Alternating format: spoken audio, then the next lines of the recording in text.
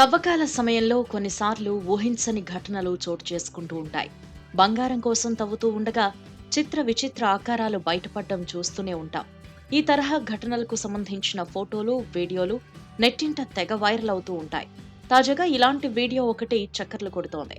పురాతన సమాధిని తవ్వుతూ ఉండగా షాకింగ్ సీన్ కనిపించింది.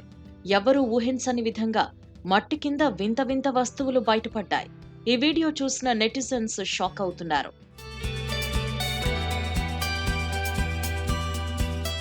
మధ్య అమెరికా పరిధి పనామాలో ఆశ్చర్యకరమైన సంఘటన చోటు చేసుకుంది. పనామాకు చెందిన పురావస్తు శాఖ అధికారులు ఎల్కానో ఆర్కియాలజికల్ పార్కులో ఉన్న పనామాలో ఉన్నత వర్గానికి చెందిన ప్రభువు సమాధిని తవ్వారు. ఆ సమాధిలో వారికి షాకింగ్ దృశ్యం కనిపించింది.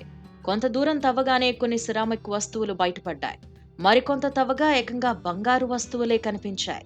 ఆ వస్తువులు క్రీస్తు శకం 750, 800 మధ్య కోక్లే కేంద్ర ప్రావిన్స్ ప్రాంతంలో జీవించిన వారివని తెలిసిందే. ఈ వస్తువులు చాలా ధర పలకడంతో పాటు వీటికెంతో చరిత్ర ఉందని పురావస్తు శాఖ అధికారులు తెలిపారు.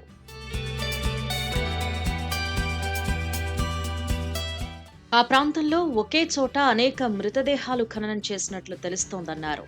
అప్పటి కాలంలో ఉన్నత వర్గానికి చెందిన వారు చనిపోతే వారితో పాటు వారి కోసం బలిదానం చేసిన వారిని కూడా ఖననం చేసేవారని చెప్పారు.